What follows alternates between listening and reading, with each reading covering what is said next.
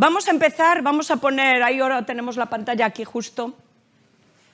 Este graffiti fue encontrado en una pared en Colonia, en la Alemania, en 1945, y se cree que es de un creyente judío que estaba escondido pues, de la Gestapo y de los soldados romanos. Y él decía, creo en el sol, eso es lo que quiere decir, lo puse también ahí, creo en el sol cuando no brille, creo en el amor aun cuando esté solo, creo en Dios aun cuando guarde silencio. Y la siguiente, por favor. Es que yo no tengo esto para pasar, porque tengo muy poquitas, entonces. Y si hay un Dios, entonces hay una buena razón para creer también en el poder de la oración. Jesús promete, pidan y recibirán para que su alegría sea completa.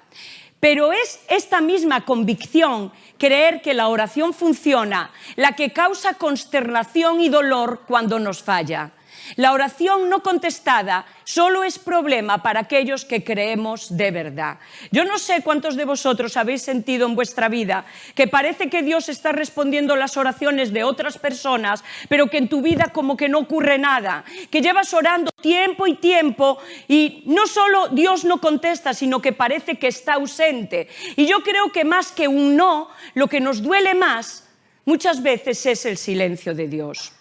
Bueno, me he prometido que hoy voy a predicar tranquila, ¿vale? Entonces, si en algún momento veis, voy a predicar tranquila, aún estoy empezando.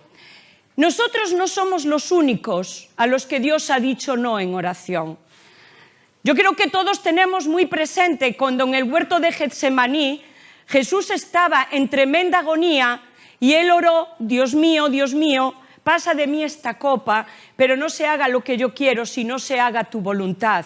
Y Dios no contestó esa oración con un sí, sino que contestó con un no. Ahora bien, yo creo que la historia de Getsemaní es una historia que no nos gusta contar a los niños de noche cuando se van a dormir, ¿verdad? No nos gusta empezar a contarle que el Señor Jesús empezó a sudar sangre, que el Señor Jesús estaba en agonía, que el Señor Jesús estaba en sufrimiento, pero no hay ningún pasaje en la Biblia, ¿verdad?, que entrañe tanta emoción y tantos sentimientos como ese día que Jesús estuvo orando. En el huerto de Getsemaní, no voy a orar sobre Getsemaní o a predicar, ya prediqué otro día, no voy a volver a predicar, pero en el huerto de Getsemaní Jesús fue totalmente franco con respecto a sus emociones y con respecto a sus sentimientos. Allí encontramos un Jesús que tiene miedo a lo que va a pasar. No es una escena de propaganda religiosa, no es una escena que nosotros vayamos a poner para atraer a la gente a Cristo,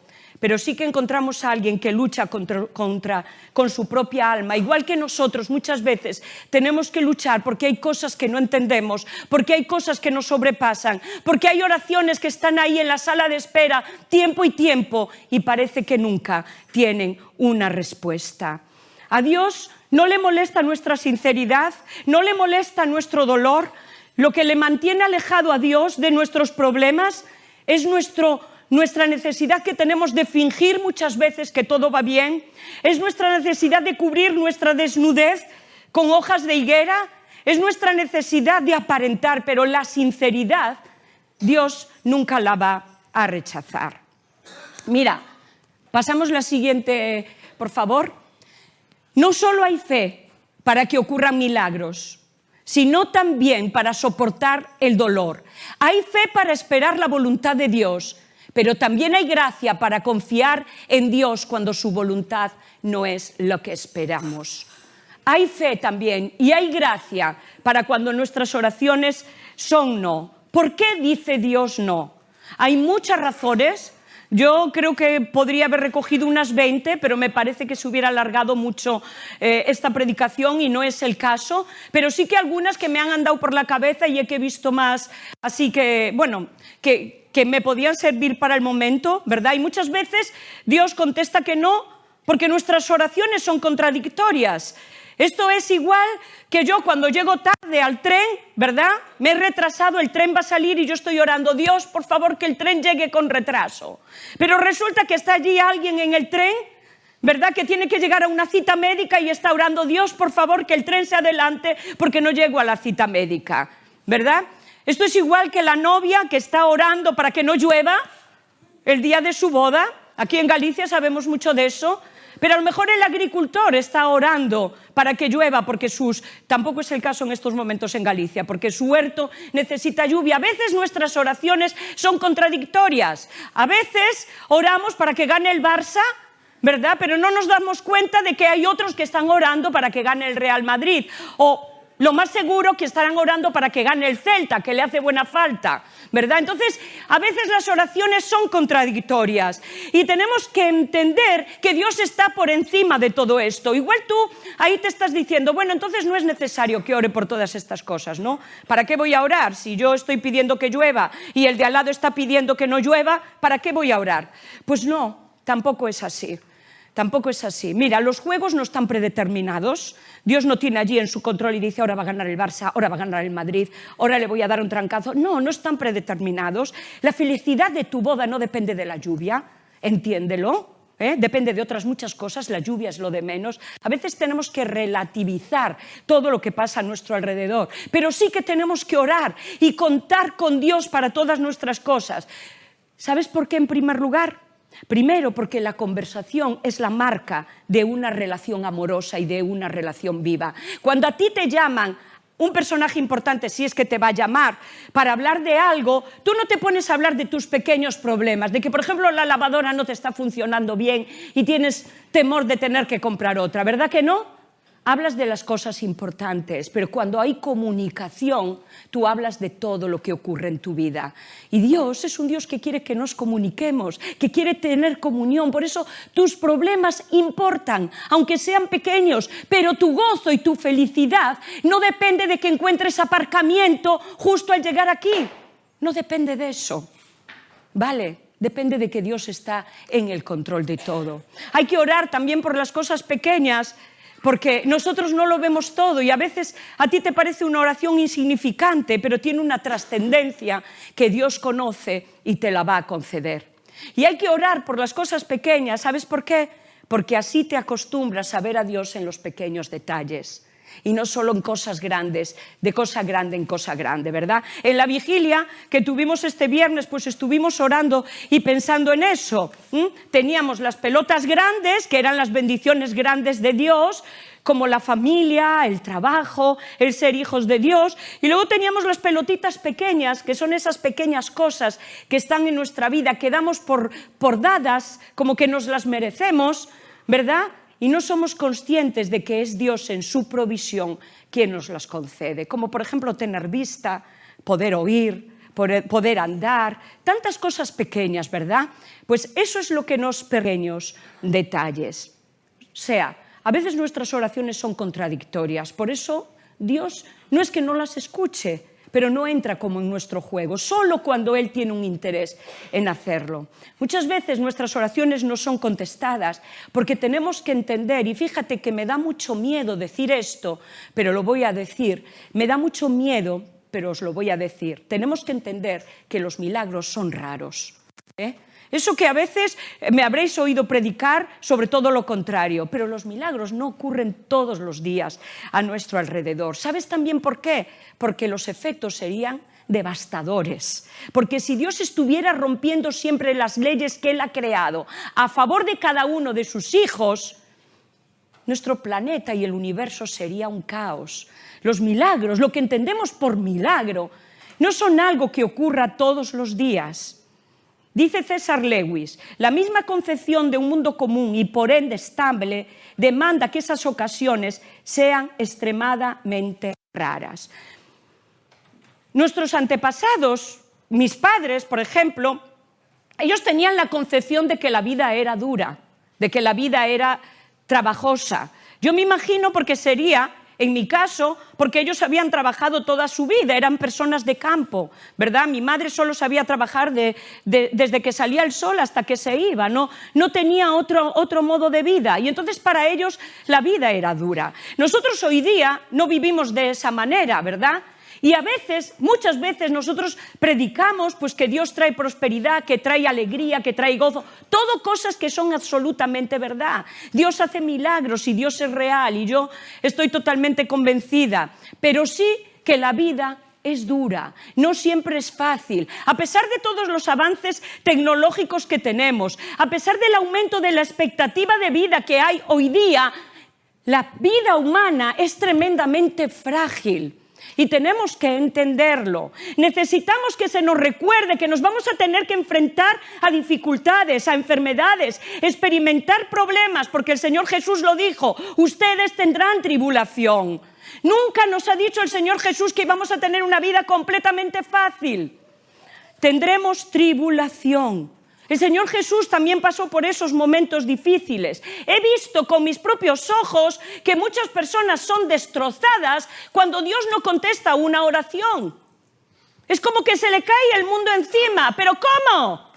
¿Cómo Dios no me va a dar los papeles que estoy esperando? ¿Cómo Dios no me va a sanar de esta enfermedad? Y es como que su teología se le viene encima. Entonces vamos nosotros y le consolamos. No, hay que tener más fe, hay que tener esperanza, tener ilusión. Y muchas veces nos olvidamos de decir de que la vida es dura. Imagínate cómo será para los que no tienen a Cristo. Que no siempre estamos en el huerto florecido y hermoso, a veces pasamos por el valle de la sombra de la muerte y hay que esperar esos momentos en nuestra vida. Luego al final os voy a hablar de cómo vamos a pasar por ellos, pero sí, yo sé que es una predicación que no está de moda, que no es una predicación que guste, pero yo te digo que Romanos 8:17 dice, padecemos juntamente con Él para que juntamente con Él seamos glorificados. Jesús nos dice, no nos dice que esperemos una vida fácil, sino que vivamos una vida como Él la ha vivido. Entonces, los milagros no ocurren todos los días. Dios no se salta las leyes de la naturaleza cada día y a cada momento. A veces sí que lo hace, pero como Él es soberano, lo hace cuando Él lo conviene y cuando Él lo tiene bien. Pero no se está saltando, no te tires del quinto, porque es probable que la ley de la gravedad ahí funcione y que te caigas. Es muy probable. ¿De acuerdo? Entonces Dios no hace milagros cada día. Aún así, sí que debemos de tener los ojos abiertos a los milagros. Sí que debemos de estar esperando grandes cosas de Dios, pero no decepcionarnos cuando nos parece a nosotros que las oraciones no son contestadas como nosotros suponíamos. Entonces, los milagros no ocurren todos los días. A veces nuestras oraciones son contradictorias. Oraciones nuestras no son contestadas porque nuestro entendimiento y nuestras expectativas acerca de Dios son erradas. Tenemos una visión completamente limitada de lo que es Dios. Tú fíjate lo que escribió alguien que estaba sufriendo cáncer. Por favor, ponérmelo. Estaba ya al final de sus días, después de haber orado, una mujer de fe, después de haber orado que Dios la curara. Y al final ella escribió esto que de verdad toca mi corazón profundamente. Dice, el cáncer no es lo peor que me ha pasado. El cáncer es muy limitado. No puede lisiar al amor, ni hacer añicos la esperanza, ni corroer la fe, ni carcomer la paz, ni destruir la confianza, ni matar la amistad, ni cerrar las memorias, ni silenciar al valor, ni apagar al espíritu, ni disminuir el poder de Dios. A veces a ti te parece que una enfermedad es lo peor que te puede ocurrir, pero mira, quedarte sin esperanza, quedarte sin ilusión, eso es lo peor que te puede ocurrir. Entonces Dios te está viendo y está diciendo, pero si lo tienes todo, si lo tienes todo. Nosotros no valoramos las cosas igual que Dios. Nos pensamos que una enfermedad es lo último que me puede pasar, pero no es así. Hay cosas mucho peores, que te quiten la dignidad, que te quiten la esperanza, que te quiten la ilusión. Eso es mucho peor. Los problemas económicos no te lo quitan todo, te quitan dinero, pero no te lo quitan todo. Vamos a pedirle al Espíritu Santo que nos dé su visión y lo que tiene realmente valor en nuestra vida. Y no siempre son las cosas por las que estamos orando. Tenemos que estar dispuestos a aceptar lo que pueda venir a nuestra vida, ¿verdad? Esta semana, ayer, me encontraba con una persona, yo creo que no está. Bueno, me encontraba con ella, que está su hermana, que su niña le acaban de detectar diabetes, ¿no? Entonces, bueno, me encontró allí en Porriño, estuvimos hablando, bueno, sabéis que es un tema que me apasiona, ¿verdad? Y entonces me dice ella, bueno, yo tengo esperanza que Dios la va a sanar, ¿vale? Y yo lo tuve así en la boca de la lengua, y menos mal que Dios me detuvo, eso que soy muy impulsiva. Y yo le dije, bueno, pensé para mí, sí, dentro de 30 o 40 años igual sale una medicina, pero no te hagas muchas ilusiones, porque mi padre hace 60 años también debía de esperar lo mismo cuando le murió su hijo. Y aquí está su otra hija igual, me lo callé. Tú imagínate que le digo todo esto, ¿verdad? Yo no sé, Dios te puede sanar de diabetes, pero también puede ser que no. Y la vida no acaba ni por esta enfermedad, ni por otra. Habrá que buscar otras maneras de vivir, otras maneras de seguir al Señor. A lo mejor no puedes hacer las mismas cosas que hacías antes, pero tu vida no se acaba con la enfermedad, no se acaba con la ceguera, no se acaba con nada de esto. Repítelo, no se acaba con nada de esto. Las cosas que para ti son importantes no es lo más importante para Dios. Tú estás muy involucrado con tu salud, tal vez, pero Dios está más, le importa más a lo mejor tu visión espiritual y tu vida espiritual. Muchas veces Él desea, voy con el cuarto motivo por el que dice no, Él desea que nos acerquemos más a Él. A lo mejor de una manera normal no nos acercaríamos tanto a Dios, pero cuando uno está luchando en oración, ¿verdad? Cuando uno está ahí en la brecha clamando por tu vida, por la vida de tus hijos, ahí tienes las antenas más puestas. Ahí no solo es la petición, sino que ahí estás a la expectativa de lo que Dios puede hacer en tu vida. Y muchas veces Dios lo que quiere es que te acerques más a Él. No tanto responder esa oración, sino que te acerques más a Él. Hay algunos de vosotros que lleváis años orando por la salvación de alguien y sentís o veis que Dios no os contesta. Y yo déjame que te diga una cosa, Dios no fuerza nunca a nadie. No fuerza a nadie. Tú debes de seguir orando por esas personas que no son convertidas. Debes de pedir que Dios traiga su reino. Debes de pedir que las circunstancias se vuelvan a favor de que esa persona pueda oír a Cristo, que Dios ponga amigos cristianos en la vida de tu hijo. No sé, por todas esas cosas, pero Dios no va a forzar a la persona, ¿verdad? Porque Él nos ha hecho libres y va a depender de esa persona a final de cuentas. Entonces no te desgastes, no pienses que yo no estoy orando o no oro igual porque fulanito oró un mes y su hijo ya se convirtió y yo llevo 30 años y mi hijo no se convierte. Bueno, porque tu hijo tiene otra manera de ser, pero no es culpa tuya. No es culpa tuya y a veces oramos y decimos, pero es la voluntad de Dios y nos desgastamos. Y lo único que podemos hacer es pedir, Dios, trae tu reino. Y que en el momento decisivo la persona pueda tomar, ¿verdad?, la decisión adecuada. Algunas oraciones no son contestadas porque Dios tiene aún algo mejor para nosotros. Y yo sé que esto es difícil de entender y es difícil de creer porque nos parece que nosotros sabemos lo que es mejor para nosotros y lo que nos conviene, ¿verdad? Pero Dios lo ve todo. Yo siempre digo, ¿verdad?, que en la vida cristiana tú estás subiendo una montaña y solo ves este lado de la montaña. Pero Dios también ve el otro lado de la montaña y Él sabe lo que te va a venir y sabe lo que te va a convenir, ¿verdad? Hay gente que ha dicho, ¡guau! Si Dios hubiera contestado la oración por el chico que lloraba, probablemente me hubiera casado con la persona que no era adecuada. No es mi caso, que yo siempre oré por Juan Marcos. Bueno, yo creo que ni oré, lo encontré en el camino y ahí se quedó. No es mi caso. No es mi caso, pero hay gente que lo dice, no, yo creía que era esta persona y oraba por ella, ¿no? Y si Dios te lo hubiera concedido, igual no era la persona adecuada para ti, porque Él es el que lo sabe todo y debemos de descansar en Él. Thomas Kempis dice, oh Señor, tú sabes lo que es mejor para mí. Y fíjate, tenía que haberla escrito también ahí porque leyendo se queda mejor. Dame lo que quieras, la cantidad que quieras y cuando lo quieras. Dame lo que quieras, la cantidad que quieras y cuando lo quieras. Al final tenemos que reconocer que no sabemos lo que es mejor para nosotros, pero que Él sí lo sabe. Bueno, podía añadir muchas más razones, se me ocurren muchas más, pero lo voy a dejar ahí. Porque es duro cuando Dios dice no a nuestras oraciones, ¿verdad? Cuando estamos clamando, derramando y somos sinceros, ¿verdad? Esto también es otra de las razones, ver la intención de la que oras. Pero no me cabe la menor duda que las intenciones de la mayoría de vuestras oraciones son sinceras. Cuando tú pides sanidad, cuando tú pides la conversión de un ser querido, es una oración sincera, no hay una doble intención. Tampoco es esa la causa de que Dios diga que no, porque Santiago dice, pedís y no recibís porque pedís mal, pedís para vuestros deleites. A veces tenemos que examinar por qué pedimos, pero la mayoría de las veces pedimos bien. Pero si es doloroso que Dios diga no, a mí te llevo ahora que tú pienses por un momento en el sábado de Getsemaní. ¿Lo tienes? Yo no sé cuántas predicaciones has oído sobre el sábado de Getsemaní, no, sobre el sábado de Pascua. ¿Cuántas predicaciones has oído sobre eso? Yo ninguna, ¿eh? Y mira que ya llevo oídas predicaciones. Creo que el sábado es el día más triste de toda la historia.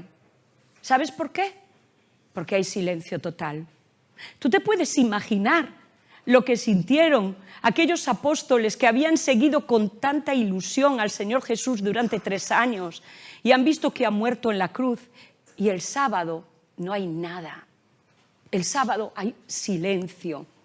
Y si un no de Dios aterra, el silencio de Dios te hiela los huesos. O sea, te deja como que ya no tienes dónde agarrarte. ¿Qué harían los discípulos ese sábado? ¿Irían a la sinagoga? Ellos lo tenían por costumbre, ¿verdad? ¿Irían a la sinagoga o estarían tan hechos polvo que ni siquiera se atrevieron a moverse de casa? ¿Qué harían las mujeres? ¿Estarían consolándose una a otra? Qué largo tuvo que ser el sábado. Qué larga es la soledad cuando Dios no responde, cuando hay un silencio, cuando te preguntas, Dios, es que no solo no me contestas, es que no te veo. En mi momento de desesperación no te veo.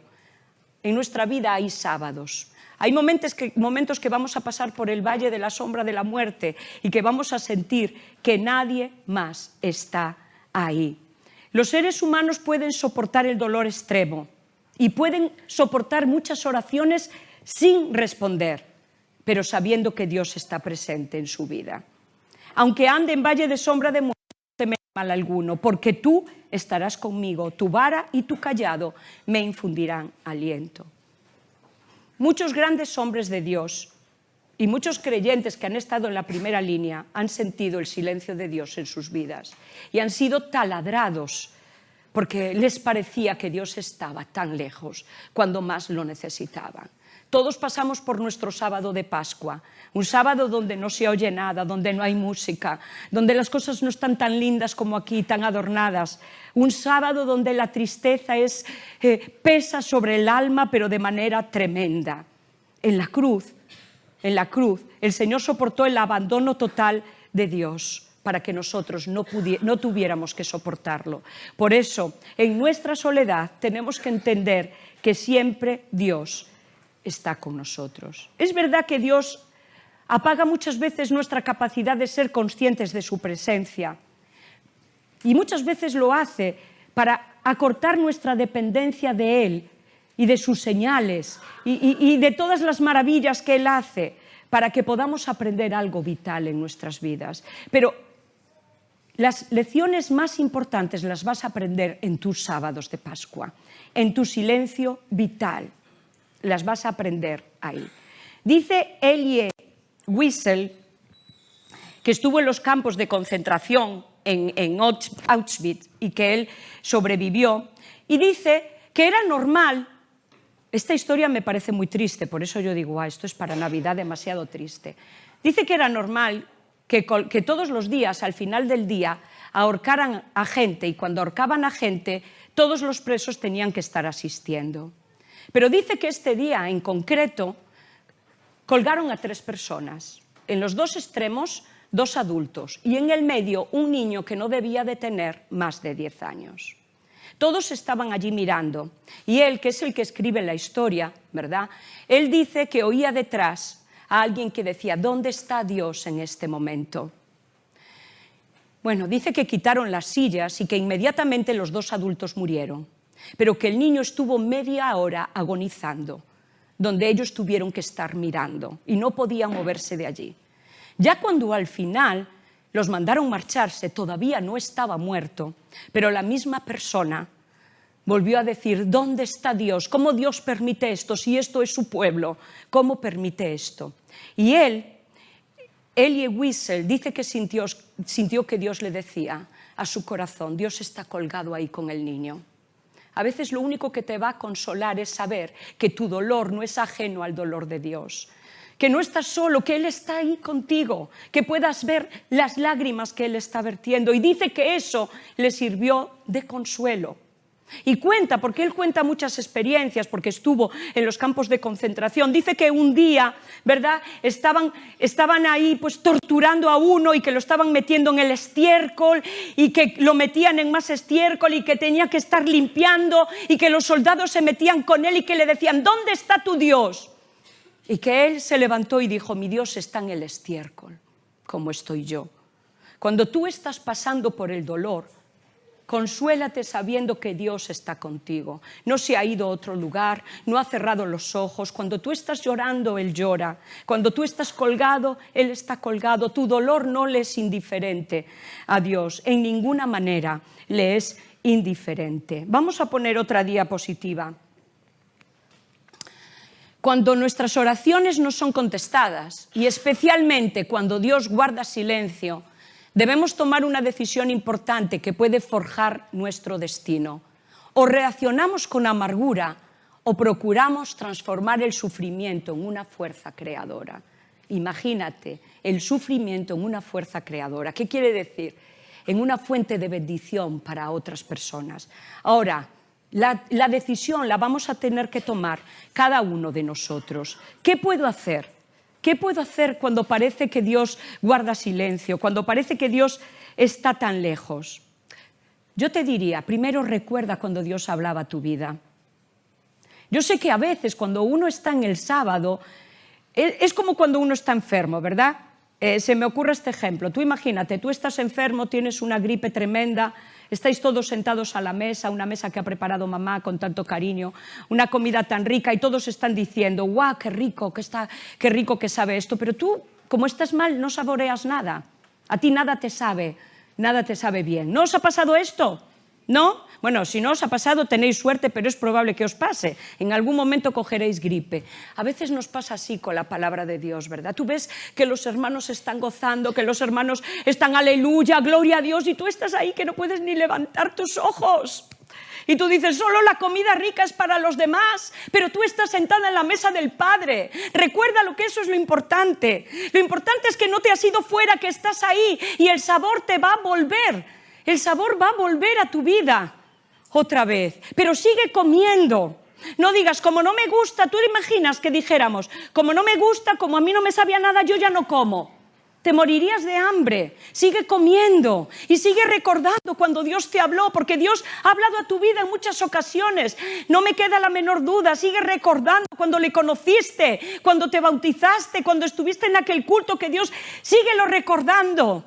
Porque eso es lo que te va a traer la salida, recordar que Dios sigue vivo. Tú sabes que para Jesús creemos que Betania era un lugar de descanso, porque Él allí pues tenía amigos con los que se encontraba bien. Busca tu Betania cuando estés pasando por el silencio. Todos tenemos un Betania.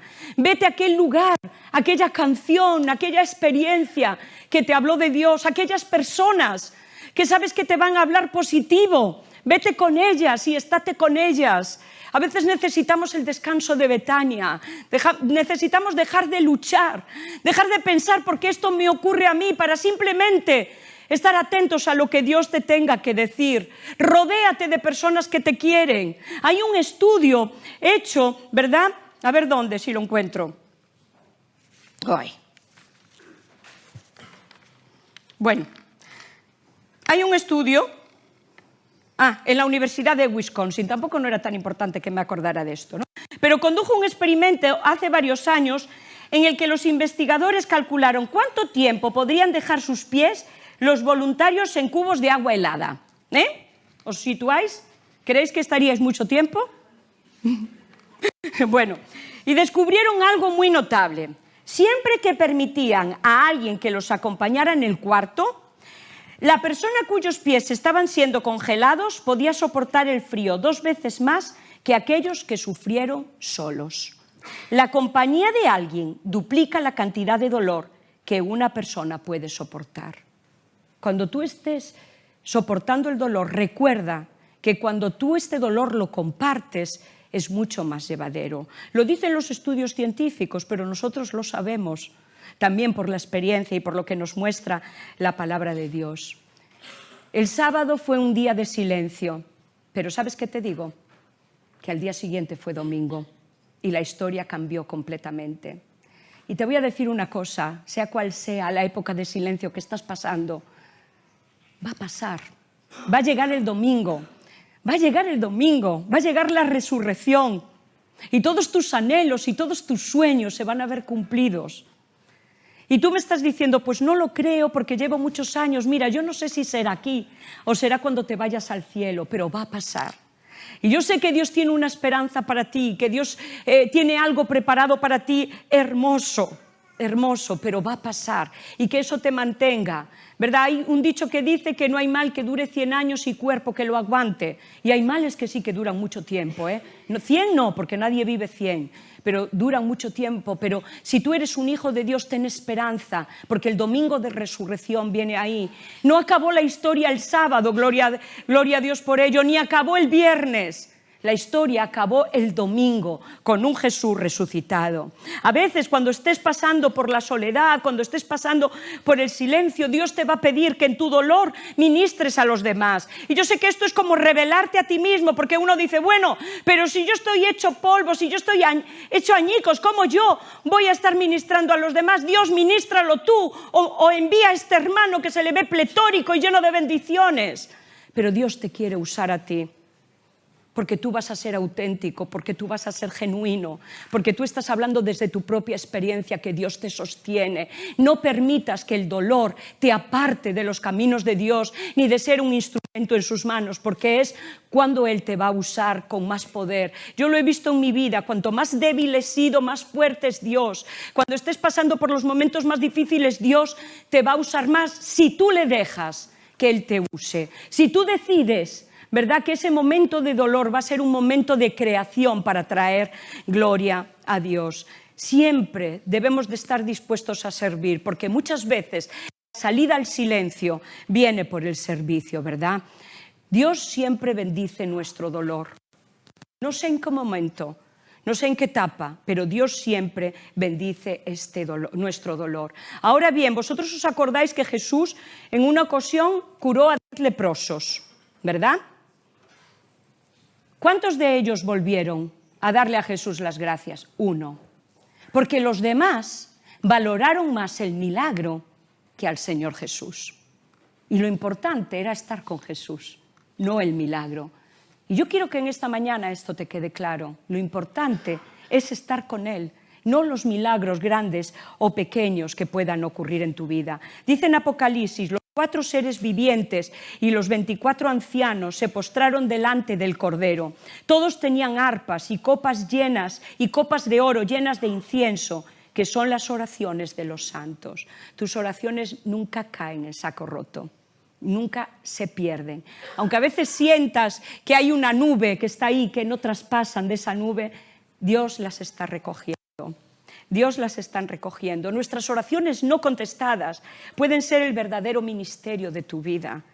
Yo sé que tú estás diciendo, bueno, pero tú no sabes por lo que yo estoy pasando. Si tú lo supieras, yo no lo sé, pero Dios sí lo sabe. Y lo que yo sé son 2 cosas: que Dios llora con tu dolor, que Dios te promete su presencia en tu dolor y que Dios te dice que hay un domingo de resurrección y que ese domingo va a venir a tu vida. El reverendo Brenner estudió cómo les afectó a sus creencias a los 6 millones de judíos que estuvieron en los campos de concentración. Algo atroz, porque no solo atroz por lo que ocurrió, sino porque era algo contra el pueblo de Dios. Y dice que las atrocidades no habían impactado la fe del 50% de las personas. El 50%, su fe no fue impactada. Ellos siguieron creyendo. El 5% abandonaron el ateísmo durante ese tiempo, lo cual quiere decir que de los 3,5 millones que sobrevivieron, 177.000 personas en 5 años se acercaron a Dios. Supuso un gran avivamiento. Tú eres el que decides lo que haces con tu dolor y con tus sábados de dolor. Hudson Taylor, ¿verdad?, el gran misionero que fue a la China, pues lo pasó muy mal, como muchos misioneros y con mucha gente que dedica su vida a servir al Señor. Y él entró en colapso total, o sea, total, se quedó. Cuando se enteró que él estaba en Inglaterra y se enteró de que 58 de sus misioneros y 21 niños fueron asesinados. Esto le produjo tanto dolor que él entró en colapso. Y él, vamos a poner la última diapositiva, dijo estas frases tan impactantes y con esto yo quiero que terminemos. No puedo leer, no puedo pensar, incluso no puedo orar, pero puedo confiar. Si tú no puedes hacer nada, ya no tienes palabras para orar, ya no tienes nada que hacer, no puedes leer la Biblia. Tú estarás diciendo, me dices que lea la Biblia, pero no tengo fuerzas para abrirla. Puedes confiar que Dios tiene el control de todo. Eso sí que lo puedes hacer. Me gustaría que cantáramos la última canción y luego me gustaría deciros algo en cuanto a esta canción, pero vamos a cantarla como parte de esta adoración y como parte de la predicación. No he acabado de predicar, aunque puedes quitarme, pero no he acabado de predicar. ¿Puede venir el grupo de alabanza? Y ahora a mí me gustaría que tú pienses en esto. Qué bonito es creer que Dios va a estar con nosotros y va a estar. Pero ¿qué ocurre si tu oración no es contestada? ¿Qué ocurre si no te vas a sanar del cáncer?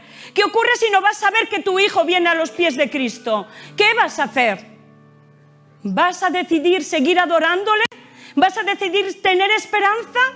Si es así, yo te pido que ahora te pongas de pie y que vayamos a cantar la última parte, siendo conscientes de que Dios puede contestar, puede que diga no, o incluso puede guardar silencio en tu sábado. Pero aún así, yo voy a decidir adorarle, aun cuando las cosas están mal.